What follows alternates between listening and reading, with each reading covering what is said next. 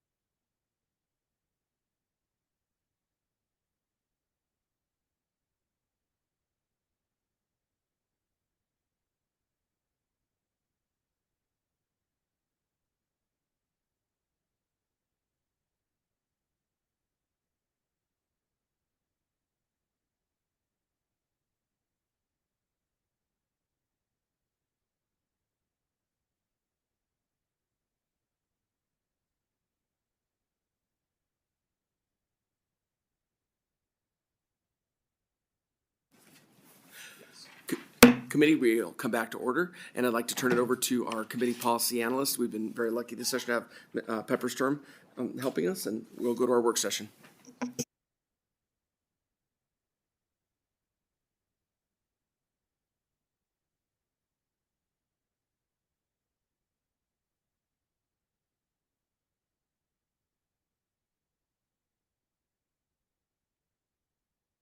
Thank you, Mr. Chair. I am Pepper Sturm, Committee Policy Analyst with the Research Division of LCB. As a reminder, as nonpartisan staff, I cannot advocate for or against any measure. I'm here to walk the committee through today's work session document. You all have copies in the binder before you, and those are tabbed as we go along. And there are copies for the public in attendance and electronic versions available at the committee's meeting website. With the chair's permission, I may skip through some of the bill summary portion, but for bills with amendments, I will read out the detail. Since the amendments proposed are conceptual in nature, please be aware that the formal amendment will likely modify suggested language, but will still reflect the intended change. Our first bill is Senate Bill 74, and I am not going to read the entire summary. I'm going to hit a few highlights, but Senate Bill 74 makes various changes concerning elections, including provisions concerning cybersecurity, election accuracy audits, candidate matters, mail ballots, voter registration topics, presidential primaries, and election boards. This bill was a committee bill on behalf of the Secretary of State, and we heard it on April 8th. The measure talks about declaration of candidacy forms, public notice of candidacy for public office, payment of fees by credit card, withdrawal of candidacy, an option for a voter to elect not to receive a ballot, updating voter registration information, requires voter registration agencies to take additional actions to inform persons who would like to vote in the next election. There are some changes in the amendment to the county clerk requiring to mail change of address notices in accordance with federal law. Provides that a person doesn't specify a public party when pre-registering, the county clerk will list no political party or instead of nonpartisan. Prohibits a person from being pre-registered or registered to vote in more than one state. Authorizes a voter to apply and cast a ballot through a system of approved electronic transmission under certain circumstances. Mail ballots may be counted before polls are closed. Again, I'm just hitting highlights here. There's a lot in this bill, renames the provisions to election accuracy audits, requires the Secretary of State to establish cyber incident response regulations, specifies the Secretary of State transmit the formal ascertainment of Nevada's presidential electors to the U.S. Archivist, and governing limits of contributions to special elections to recall a public officer, and revises date of service for election board members. And Mark Woloshyn, Deputy Secretary of State for Elections, proposed the attached amendments, and I believe he went over those in fairly good detail, but I'll summarize these as follows. First, specifies the condition when a registered voter may use the approved electronic transmission system to apply for and cast a ballot, and would apply in the event the voter does not have access to his or her mail ballot or is unable to go to the polls under circumstances specified in the bill. The "or" was added. Deleting sections 11 and 32, which would have prohibited the distribution of a mail ballot to a person who elected not to receive the ballot. Provides that ballots cast by a mechanical voting system must not be counted before 7 a.m. on election day and the results not posted until the polls are closed. Fourth, removes provisions concerning the adoption of regulations establishing uniform thresholds for determining whether writings or marks must be counted as a vote, Instead, the amendment specifies that a vote must be counted if the voter darkened a portion of the designated space and it cannot be conclusively determined that the action was inadvertent or in an error. And there is some indication of the voter's intent on the face of the ballot. 5, requests the reporting of cyber incidents to also include the Legislative Commission and the governor. Repeals the prohibition of registering and pre-registering to vote in more than one county. Adds new sections to the bill that weren't in the bill, original bill, as follows. Adds a definition of what constitutes a current and valid driver's license or identification card. B, clarifies that voting more than once in the same election can also consist of voting in a primary or general election in Nevada as well as in another state. Clarifying required tests conducted on certain voting equipment be done after the ballot count has been completed and the last ballot counted. Specifies the prohibition of soliciting votes or electioneering applies to areas within 100 feet of the entrance to a voting area. And finally, authorizes the Secretary of State to reimburse meal costs and incidentals for certain election workers attending certain training courses, and requires the Secretary of State to reimburse such expenses for a county or city clerk attending such training courses. Employees of the Secretary of State may also be reimbursed for training-related meal costs and travel expenses. Reimbursement for these costs must be paid from the Reserve for Statutory Contingency account as recommended by the Secretary of State and approved by the State Board of Examiners. And thank you, Mr. Chair. That's the amendment, proposed amendment. Thank you very much, Mr. Sturm. And, we did have a hearing on SB 74, so we're not going to have another hearing on it. But members, if you have any questions, I do see Deputy Secretary of State for Elections, Mark Woloshyn here. If there's any questions regarding SB 74 or the amendment, I'm happy to have you ask them now. Otherwise, I'd open it up for a motion to amend and do pass unless there are any questions. I have a motion from the Majority Leader to amend and do pass. Is there a second? Second. I have a second from Vice Chair Daley. Is there any discussion on the motion? Senator Krasner. Thank you, Chair. Because I have received numerous emails from people that live in Senate District 16 expressing concerns about the expansion of e-voting or voting by email, I will be a no on this. Thank you. Thank you. Any other comments? Just one comment.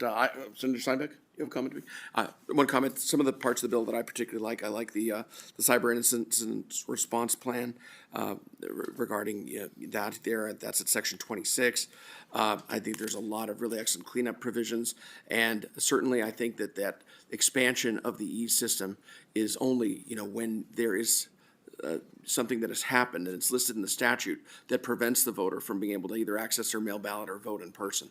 So I think it is really narrowly tailored to make sure that someone is not prevented from voting when one of these life circumstances arises. So with that, we have a motion, we have a second. All those in favor, please say aye. Aye. Any opposed? Nay. And I have the nays being Senator Krasner and Senator Steinbeck. Please mark that the SB 74 did pass on that amended do pass motion. And I'd like to have the floor statement myself, if I may, Madam Secretary. Mr. Sturm. Thank you, Mr. Chair. Pepper Sturm, your committee policy analyst. Senate Bill 100 is the next on the list. It was sponsored by Senator Daley. We heard it on February 18th. And Senate Bill 100 requires city and county election officials to advise the Secretary of State that if they cannot perform their required duties in a timely manner, Secretary may petition the district court to relieve such officials from their duties, authorizing the Secretary of State to perform those duties. I won't read the rest of that paragraph because there's some amendments that affect it. The bill also requires the Secretary of State to approve vendors of mechanical voting systems and devices used in elections. If the city or county wishes to change the vendor of the existing system, it must first obtain the approval of the Secretary of State.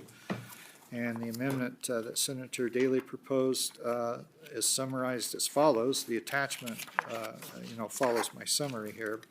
But basically, the amendment revises the reporting requirements an election official must make if they are unable to perform certain election duties in a timely manner as provided for in regulation. An electronic reporting mechanism is to be created to make the report. The regulations adopted by the Secretary of State must describe a timeline for certain election-related duties and set forth circumstances or events that might, through no fault of the public officer or other person, cause an unforeseen delay resulting in the untimely performance of such duties. Second, it provides a penalty for a person who willfully fails to perform certain duties relating to elections. Third, it describes new provision notification requirements by the Secretary of State to certain oversight boards or commissions concerning an election official who fails to perform required election duties in a timely manner. If there is a failure to address the matter within 48 hours, the Secretary of State must file a complaint with the AG against either the oversight body or the election official if an oversight body does not have authority over that person. The AG must initiate proceedings within 30 days. Fourth, if within 72 hours of notice an election official willfully fails to initiate action as set forth in the regulations adopted pursuant to the bill, Secretary of State may seek a writ of mandamus to compel the public officer or other person to perform those duties. Fifth, that deletes the provision authorizing the Secretary of State to petition a court to relieve an election officer or official from his or her duties, and removes provisions concerning recovering related court costs. Additional provisions are deleted that specified potential situations when the Secretary of State and the AG failed to perform the duty to relieve such persons, thus also removing the authority of a registered voter to request a court to appoint a special master. And sixth, it revises the effective date of the bill to reflect the requirements for the Secretary of State to adopt certain regulations. And thank you, Mr. Chair. Thank you very much, Mr. Sturman. Thank you, Vice Chair Daley, for your hard work working with all the stakeholders on SB 100. Members, again, we're not going to have another hearing on this bill, but if you have any questions, I'm happy to take any questions. Comment if I can. Oh, Vice Chair Daley. So it was requested in section 1, there was a slight amendment made. I believe the ACLU wanted in, it just changes the last section to say in accordance with the Nevada law or regulations adopted. So it shortens it up a little bit, but doesn't change the meaning at all, but just FYI. Thank you very much, Vice Chair. Members, any questions for our Vice Chair? Not seeing any questions, I'd accept a motion to amend and do pass. So moved. I have a motion from the Majority Leader. Is there a second? Second. Second from Vice Chair Daley. Any discussion on the motion? Senator Krasner. Thank you, Chair. I'm still looking through the amendment, so I'm going to vote yes to get it out of committee, but reserve my right to change my vote prior to floor. Thank you. Thank you very much. Appreciate that. And any other comments or concerns? None. All in favor, please say aye. Aye. Any opposed? Nay. And I have the nay being Senator Steinbeck, and aye from Senator Krasner, reserving a right. Did pass 4-1, and I'll give the statement to Vice Chair Daley. Mr. Stern. Thank you, Mr. Chair. Pepper Sturm, Committee Policy Analyst. Senate Bill 102 was sponsored by Senator Daley. We heard that on February 18th. And Senate Bill 102 prohibits a person from creating or serving in a false slate of presidential electors or conspiring to commit such acts. A person who violates these provisions is guilty of a Category D felony, may be subject to a fine. A violator may be liable for the costs of investigation and prosecution.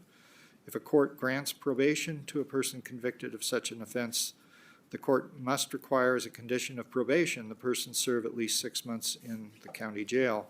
The measure authorizes a person who believes that such an offense has occurred to notify the Secretary of State, who then must investigate or refer the alleged violation to the Attorney General for investigation and prosecution. The bill also prohibits a person convicted of such offense from being elected to public office or appointed to public office by the state or local government. Finally, the bill prohibits a person from creating, filing, or submitting certain false election documents. A person who violates these provisions is guilty of a Category C felony and may be subject to a fine. There were no amendments proposed for this measure. Thank you, Mr. Chair. Thank you very much, Mr. Sturm. Members, are there any questions regarding Senate Bill 102 for Vice Chair Daley? Senator Krasner. Thank you, Chair. The provision that says that a person that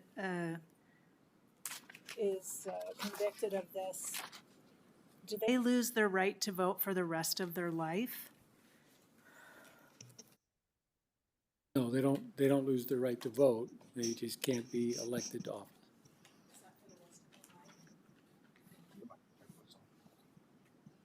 Do they lose their right to run for public office for the rest of their life, please? Yes. Thank you. Thank you. Any additional questions, members? Not seeing any questions, I would like to open it for a motion to do pass. A motion from the majority leader. Is there a second? Second. Second from Vice Chair Daley. Any discussion on the motion? Senator Steinbeck. Chair, I'm going to vote no on this. I do want to reserve my right to change this vote once it hits the floor if there are some amendments, but as of now, I'm voting no. Thank you. Thank you very much. Any other comments? All those in favor, please say aye. Aye. Aye. Any opposed? Nay. Please, I believe the nays are Senator Steinbeck, Senator Krasner. Madam Secretary, it did pass 3-2, and I'll give the statement to Vice Chair Daley. Now, if we could jump to 422 and then 428, Mr. Sturm, and then we'll go back to the bills in the order that you have them. Thank you, Mr. Chair. Pepper Sturm, a Committee Policy Analyst. Senate Bill 422, it was a bill sponsored by this committee. We heard it April 3rd. Senate Bill 422 requires a person to provide a driver's license or identification card issued by the state, another state, the District of Columbia, or a territory of the United States, or a tribal ID as proof of identity for purposes of registering to vote in person during the period of early voting or on election day. If such proof of identity was not issued by the Department of Motor Vehicles or does not include a person's current residential address, the person must also provide proof of residency. The bill also allows original, electronic, or certified copies of certain documents that are not more than 60 days old to prove established proof of residency. The person who appears to vote provides a driver's license or ID that was not issued by the DMV or tribal ID that does not have the person's residential address, he or she is authorized to cast a provisional ballot upon completion of a written affirmation. If the person does not have a driver's license or ID card issued by the state, another state, the District of Columbia, or any territory of the United States, or a tribal ID card, he or she is similarly authorized to cast a provisional ballot upon completion of a written affirmation. The bill also requires the DMV and counties whose population is 100,000 or more to establish extended hours of operation for the 2 weeks immediately preceding the deadline to register to vote by mail and for 6 days following the day of certain elections. It also the DMV would allow the person during those same time periods to obtain or renew a driver's license or ID without an appointment. The attached amendments were proposed adding new sections to the bill in Nevada Revised Statutes 293, 293C, the major provisions of which were: first, amending provisions concerning the close of registration to vote in state and city elections by revising the deadline for certain applications to register or pre-register to vote by requiring such applications to be submitted to the DMV by the 13th day preceding the primary election, the presidential preference primary election, or the general election. And then second, requiring a county clerk to accept such an application. Thank you, Mr. Chair. Thank you very much, Mr. Sturm. Members, are there any questions on Senate Bill 422? If not, I will accept a motion to amend and do pass. So moved. I have a motion from Vice Chair Daley. Is there a second? Second. I have a second from the majority leader. Any discussion on the motion? Not seeing any discussion. All those in favor, please say aye. Aye. Any opposed? I have the nays, Senator Steinbeck and Senator Krasner. Madam Secretary, please note that Senate Bill 422 did pass on a 3-2 margin, and I'll take the floor statement on that one. Mr. Sturm. Thank you, Mr. Chair. Pepper Sturm, Committee Policy Analyst. Our next bill is Senate Bill 428. We heard that on April 8th. Senate Bill 428 relates to the eligibility of public officers to remain in office if they do not reside in the area prescribed by law. The measure adds this obligation to Nevada's public policy declaration concerning residency. Except for certain confidential information, candidates' proof of identity and residency is public record. Electors with knowledge or evidence of certain events may file a challenge to an incumbent on the grounds that a vacancy in the office has occurred as a result of such events. Additionally, an elector who files a challenge to a person on those grounds is required to be notified of the time and place of the challenge hearing. If vacancies for a nominee to a partisan office occur prior to a certain July date, the nominee's political party may select a replacement candidate. For vacancies after a July deadline, the nominee's name remains on the ballot and a vacancy occurs. Vacancies for city general elections are to be handled in the same way. They remain on the ballot, and if elected, a vacancy occurs there. We had two amendments to this measure. The first one, and they're both attached. Ashley Kennedy, representing Clark County, proposed the attached amendment. The amendment adds the requirement that the filing of a vacancy of a nominee for certain public offices be based upon a judicial finding that the nominee or candidate does not reside in the district. Second, Chair Earnshaw and committee members and presenters proposed the attached conceptual amendment, which specifies the reporting of certain residency changes will be to the entity that accepted the candidate's filing for office. B, it defines the address described as the address at filing. C, changes the word oath to oaths. D, provides the amendments to the oath of office provisions do not apply to current office holders.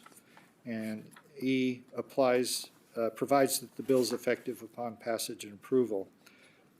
Thank you, Mr. Chair. Thank you very much, Mr. Sturm. And I wanted just to point the committee to the amendment proposed by Clark County. I went over that language with our legal counsel, and there was a concern just with the language in green in the Clark County amendment that says as adjudicated pursuant to Section 3 of this act. And what we came up with in the alternative was in accordance with Section 1 of NRS 283.040, which I think accomplishes a lot of what we're trying to get at. I know there are still some concerns that Clark County has, and I'd like to try to continue meeting with Clark County and the other stakeholders to address those. And that might be something I might need to propose as a personal amendment on the floor if I can get consensus with some of the concerns that Clark County has. But for now, I believe Clark County is okay with, instead of that green language that says as adjudicated pursuant to Section 3 of this act, changing that to in accordance with Section 1 of NRS 283.040. And if I'm misunderstanding, please feel free to come up Clark County and correct me, but I am committed to try to keep on meeting with you and the other stakeholders and address some of the other concerns you had about, trying to verify if an office is vacant, if an office holder is no longer living in that district or territory that they're representing. So with that, I'm happy to answer any questions on Senate Bill 428, members.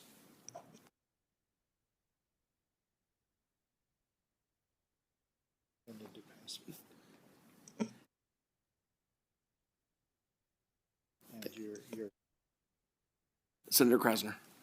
Thank you, Chair Orenshaw. I just had a question, and it was one that I asked at the hearing, and I see that you provided a conceptual amendment there to try to address those questions, and I appreciate that. But number 1B, I asked a specific question about how within every Nevada State Senator's district, they have nested 2 assembly districts. And I asked if they move from one of those assembly districts within their Senate district to another assembly district within their Senate district, would they have to go and give a notification that they moved? And you said, during the hearing, you said no, because it's still within the Senate district. But now this, in 1B, says the address described is the address that the person resides at the time of filing. So would that mean that they would have to notify the proper entity? And Senator, thank you for the question, Senator Krasner. I just want to make sure I'm looking at the same thing you're looking at. You're looking at, okay, It's following that. okay, thank you.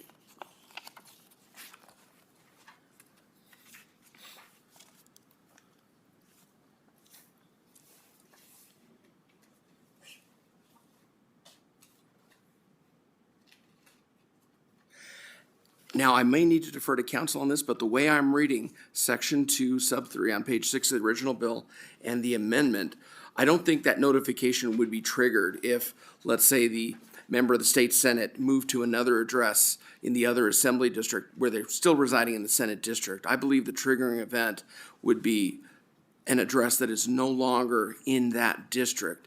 And if I'm wrong, I could certainly defer to council, but the way I'm reading the amendment and Section 2, Sub 3, if you move within the district, then I don't think that that would trigger that event, but I'll defer to our council. Kelsey Delosier, Council. The way it's written provides that they will immediately notify the appropriate entities upon a change of address. And the piece in regards to upon an event causing a vacancy set forth is the relinquishment of office. So it would still apply as it's a change in address as written. However, if that would be an amendment. Thank you very much for clarifying that. So then, I stand corrected, so then the office holder would need to notify of a change of address. But again, I don't believe there'd be any relinquishment of office when you still live in that district. It wouldn't trigger that. And Majority Leader, please go ahead if you have a question. Thank you, Mr. Chair. I think in clarifying that, it appears to me from the language that's in Section 2, subsection 3, you would also, that the relinquishment is contingent upon it qualifying as a vacancy under NRS 283.040. So you can, if you're still within the same Senate district, it wouldn't trigger the provisions of that statute in NRS, and thus wouldn't be a vacancy, so it would require you to relinquish the office, but you would still be required to update your address. And I'm seeing some nods from committee council. So that's how I read that section. Thank you very much, Majority Leader. Very lucky to have a former chair of this committee here with our Majority Leader. Thank you very much for clarifying that. Any other questions? Senator Krasner, any other members?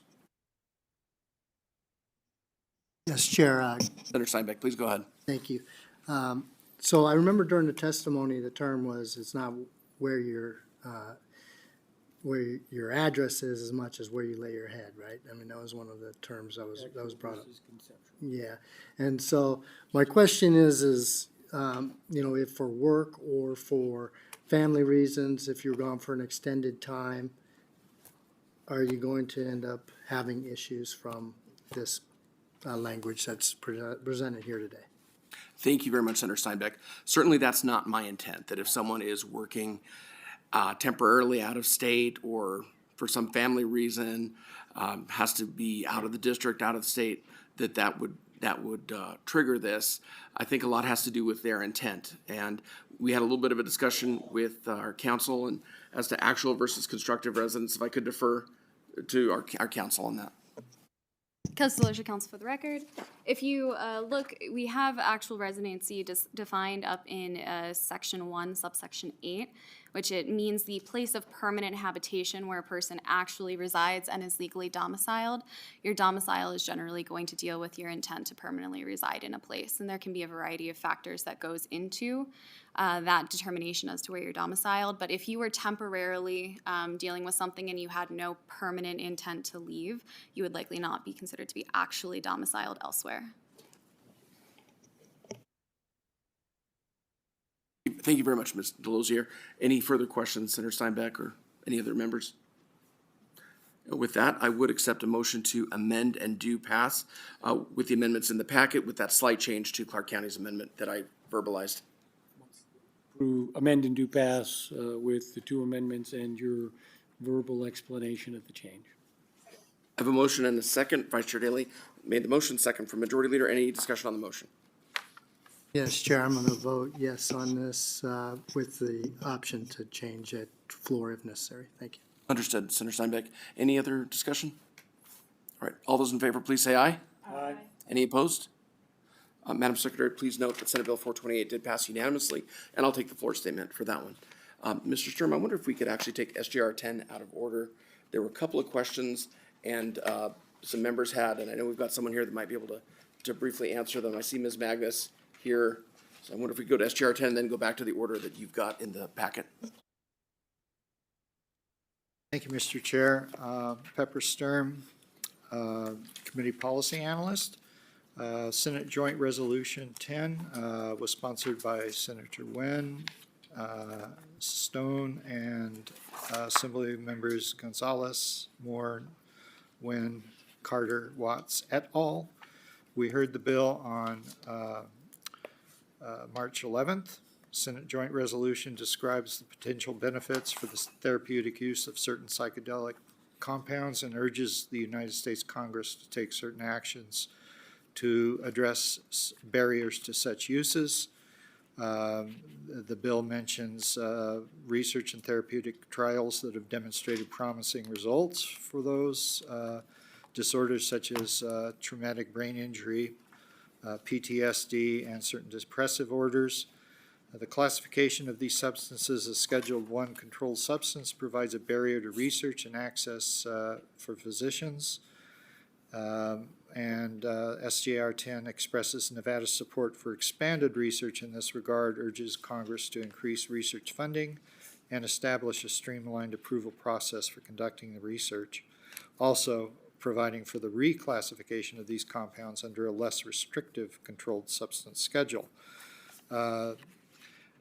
Senator Nguyen proposed the attached amendment, which does the following: revises certain provisions listing statistics concerning the therapeutic benefits of using psilocybin for treatment of PTSD, removing certain language and noting instead a demonstrated 75% response rate and a 58% remission rate in certain individuals over 12 months' time.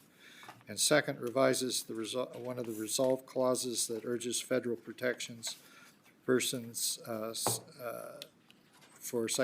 persons using psychedelic compounds to then add compliance with local laws and removing the term supervised from the reference to adult use of these substances. Thank you, Mr. Chair. Thank you, Mr. Sturm. I know members had a few questions as to SGR 10. Does it deal with legalization of recreational use? And I saw Ms. Magnus here, and I appreciate you coming up to try to address some of those questions and concerns. Ms. Magnus, please say your name for the record and proceed again. Not a hearing, but there were some questions from members. Yeah, thank you so much, Chair. For the record, my name is Annette Magnus, and I represent the Nevada Coalition for Psychedelic Medicine.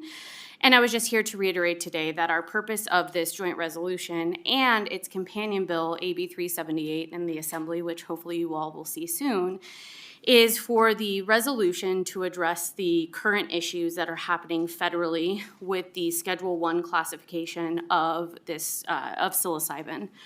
We need to make sure that the federal government is in line when it comes to research, when it comes to the rescheduling of this medicine for research purposes. But our goal for both these bills is a medical model.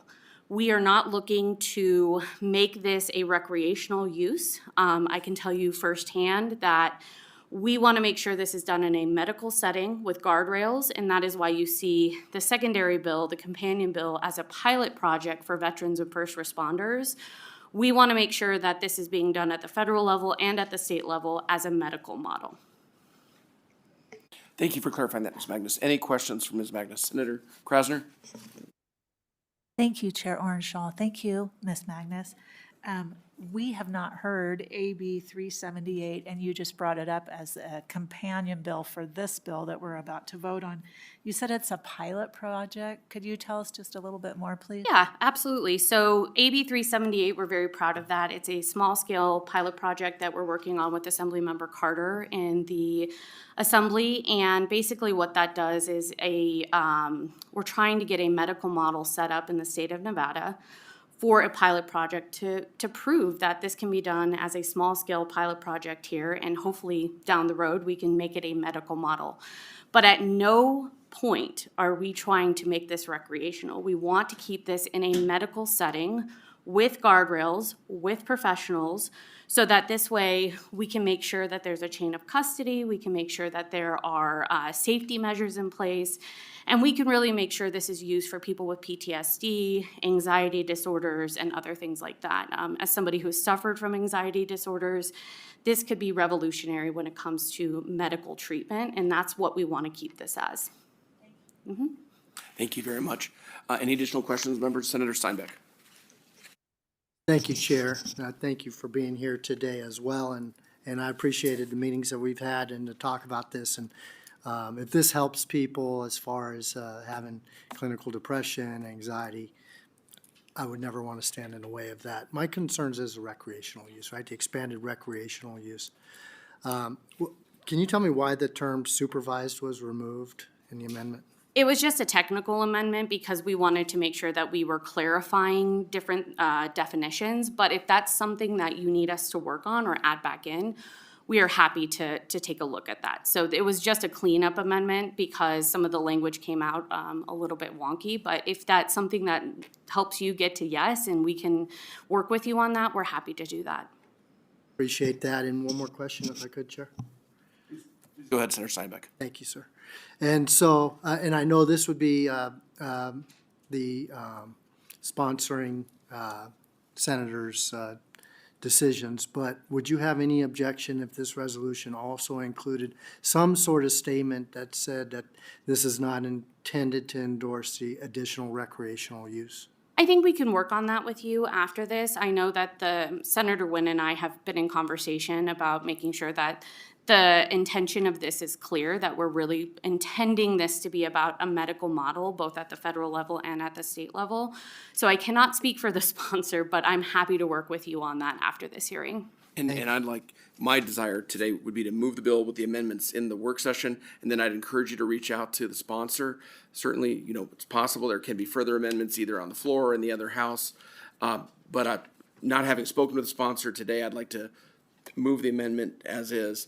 And then I'd encourage you to reach out to the sponsor about some of those other concerns and see if she's open to future amendment. And we'll continue to work with you, Senator. Not seeing any further questions, members? No. I'd like to motion to amend and do pass SJR 10 with the amendments in the work session document. So moved.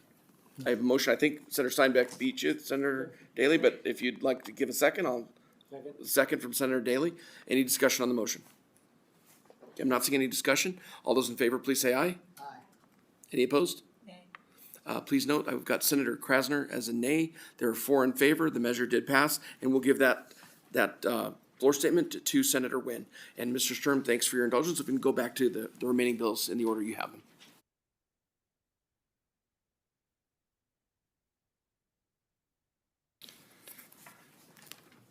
Thank you, Mr. Chair. Pepper Sturm, Committee Policy Analyst. We're back to, in your binder, Senate Bill 143. That also was a Senator Wynn bill. We heard that on April 3rd. Senate Bill 143 authorizes the Joint Interim Standing Committee on Natural Resources to review and evaluate water conservation issues. The measure also requires the Division of Environmental Protection to study the use of artificial turf and synthetic grass and report its findings to the 2027 legislature. There were no amendments proposed for this measure. Members, I don't have Senator Wynn here, but I'm happy to try to field any questions myself if members have any questions on 143. If not, I'd accept a motion to do pass. Motion to do pass. A motion from Vice Chair Daley, a second from Senator Krasner. Any discussion on the motion? Not seeing any discussion. All those in favor, please say aye. Aye. Any opposed? Madam Secretary, please note that Senate Bill 143 passed unanimously, and I'd like the floor statement to go to Senator Nguyen. Mr. Sturm.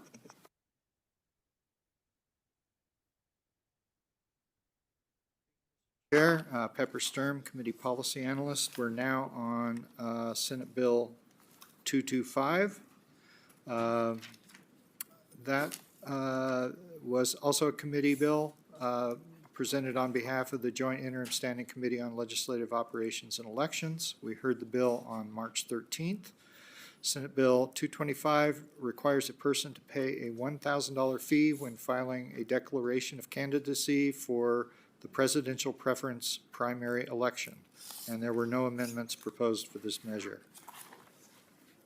Thank you very much, Mr. Sturm. Members, are there any questions regarding Senate Bill 225?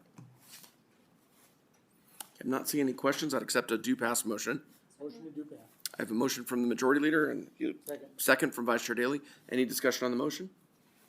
Not seeing any discussion. All those in favor, please say aye. Aye. Any opposed?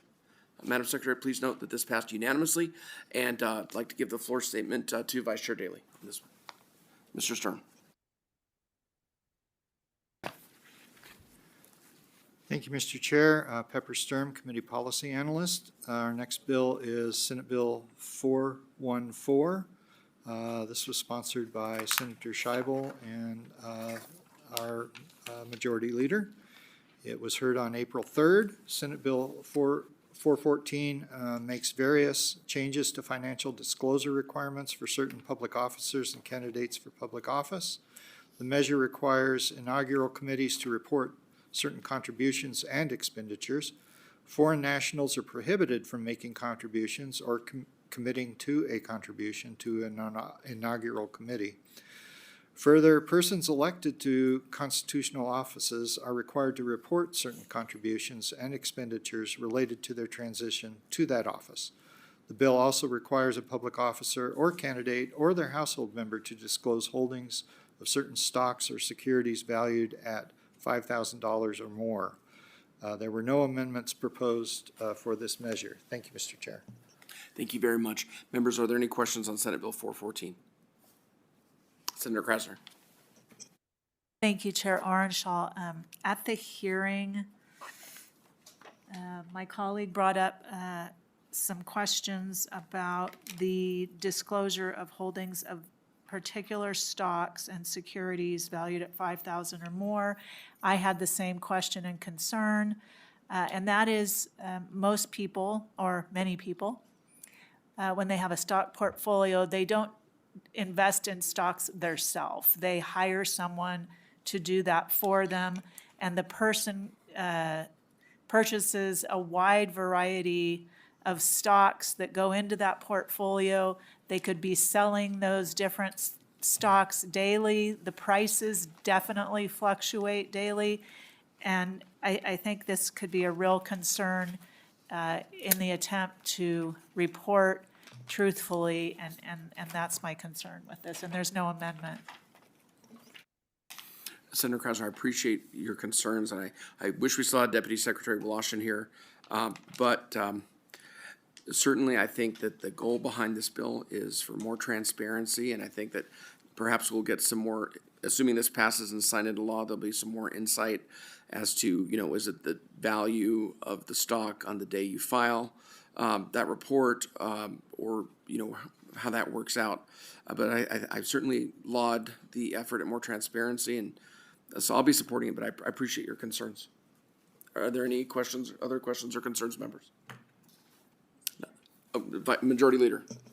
Thank you, Mr. Chair. I'll be supporting passing this bill out of committee. I would note that the amendment which puts the value of $5,000 or more currently in statute, that doesn't seem to be an issue and is not clear despite the fact that stocks may change or portfolios may change, currently requires an individual to list any business entity which them or a member of their household is involved as a trustee, beneficiary, etc., or holder of a class of stock or security representing 1% or more of the total outstanding stock or securities issued by the business entity.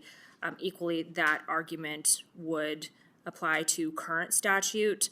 And so I think putting additional reporting parameters on that doesn't seem to be an impossibility since we all seem to abide by the current law. So I'll be supporting the bill. Thank you. Appreciate your comments, Majority Leader. Any other comments, members? If not, I would accept a motion to do pass. So moved. I have a motion from the Majority Leader, a second from Vice Chair Daley. Any discussion on the motion? Senator Steinbeck. Yes, Chair, I'm going to vote yes, but I'm going to reserve my right to change. Thank you. Thank you, Senator Steinbeck. Any other comments? All those in favor, please say aye. Aye. Any opposed? Nay. Thank you. And I've got one nay, Senator Krasner. Madam Secretary, please note that the measure did pass with Senator Krasner as a nay, Senator Steinbeck a yes, preserving his right. Did pass 4-1, and I will give the floor statement to Senator Scheibel. Mr. Sturm.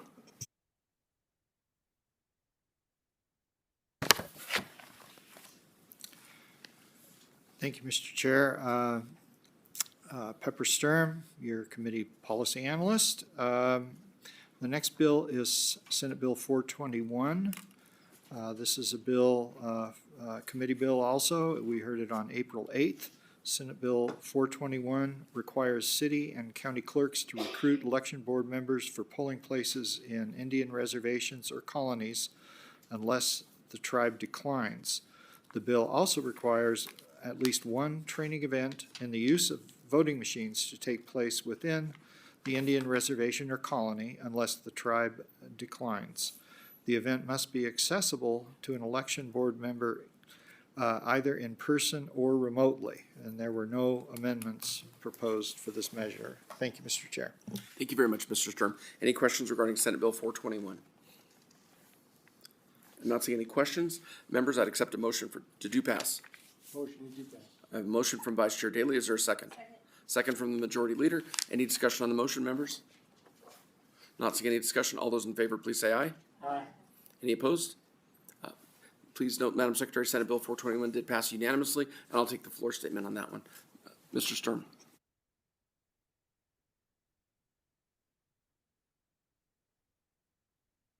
Chair, we've already done 422 and 428, so I believe we are on to Senate Joint Resolution number 1.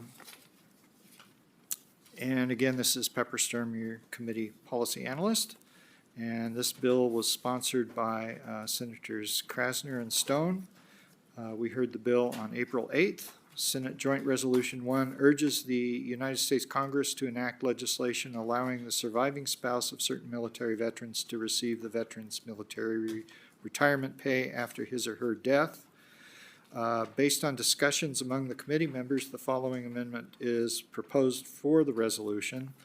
It would replace the wording in the first resolve clause to specify that Congress is urged to enact legislation to allow an eligible spouse who opted to receive the surviving spouse benefit through the survivor benefit plan to receive the amount equal to the retirement pay of the veteran. Thank you, Mr. Chair. Thank you very much, Mr. Sturm. Members, are there any questions regarding Senate Joint Resolution 1? Not seeing any questions. I want to thank Senator Krasner and Vice Chair Daley for working together on that amendment. I would accept a motion to amend and do pass. Motion to amend and do pass. Joint Resolution 1. I have a motion to amend and do pass from Vice Chair Daley. Is there a second? Second. Second from Senator Steinbeck. Any discussion on the motion? Not seeing any discussion. All those in favor, please say aye. Aye. Any opposed? Madam Secretary, please note Senate Joint Resolution 1 passed unanimously. Give the floor statement to Senator Krasner. Mr. Sturm.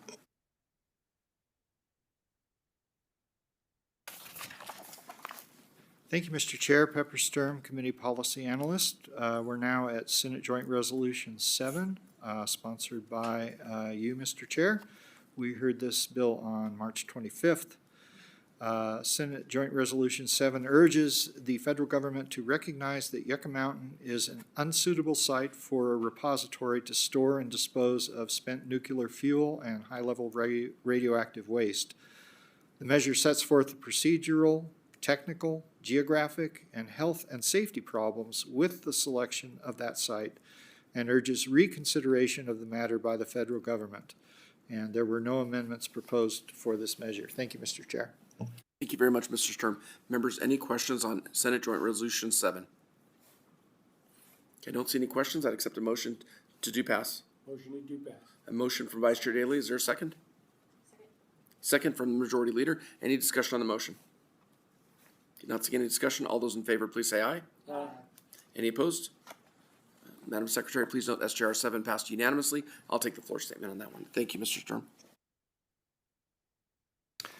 Thank you, Mr. Chair. Pepper Sturm, Committee Policy Analyst. We're now on Senate Joint Resolution 8, also sponsored by Mr. Chair. And we heard this bill on March 20th. Senate Joint Resolution 8 urges the United States Congress to protect certain undeveloped public lands located near the Las Vegas Valley. These public lands include Sunrise Mountain, Frenchman Mountain, the Rainbow Gardens area, and lands adjacent to them. The measure notes several of the features of these areas and mentions the recreational opportunities associated with them, and urges Congress to apply some form of federal protection. And there were no amendments proposed for this measure. Thank you, Mr. Chair. Thank you, Mr. Sturm. Members, any questions on Senate Joint Resolution 8? Not seeing any questions. I'd accept a motion to do pass SJR 8. Motion to do pass. Motion from Vice Chair Daley, second from the Majority Leader. Any discussion on the motion? Not seeing any discussion. All those in favor, please say aye. Aye. Any opposed? Senate Joint Resolution 8 did pass unanimously, and I'll take the floor statement. Mr. Sturm. Thank you, Mr. Chair. Pepper Sturm, Committee Policy Analyst. We're now at Senate Joint Resolution 9, sponsored by Senators Titus and Hansen. We heard this bill on March 4th. This is the Snowshoe Thompson Commemorative Stamp Bill. This urges the Citizens Stamp Advisory Committee and the Postmaster General of the United States Postal Service to create a postage stamp recognizing and commemorating the contributions of John Snowshoe Thompson. It describes his effort over 2 decades to deliver mail between Eastern California and Western Nevada, traveling through snow-covered Sierra Mountains on ski-shaped snowshoes. Among his other achievements, SCR 9 describes his heroic deeds assisting travelers during the harsh mountain winters. The resolution also notes the 200th anniversary of his birth will occur April 2027 and encourages the issue of the stamp to observe that event. There were no amendments proposed for this measure. Thank you very much. Members, any questions on SJR 9? Okay, not seeing any questions. I'd accept a motion to do pass SJR 9. Motion to do pass. I have a motion from Senator Krasner. Is there a second? Second from Senator Steinbeck. Any discussion on the motion? Don't see any discussion on the motion. All those in favor, please say aye. Aye. Any opposed? Madam Secretary, please note SJR 9 passed unanimously, and I'd give the floor statement to Senator Titus. With that, I believe we are at the end of our work session. Thank you, Mr. Sturm, for all your hard work. Thank you to Ms. Stanley, Ms. Summers, Ms. Delosier, all our staff. Thank you for all your help this session, all our members. And the only item we have left on our agenda is public comment. So I'd like to open it up for public comment, either here in Carson City or down in Las Vegas at the Las Vegas hearing rooms. I don't see anyone coming forward, so broadcasting, do we have anyone on the phone lines who wishes to make public comment? We are allotting 2 minutes per speaker. Thank you. Sorry for the interruption. Thank you, Chair. The public line's open and working, but there are no callers at this time.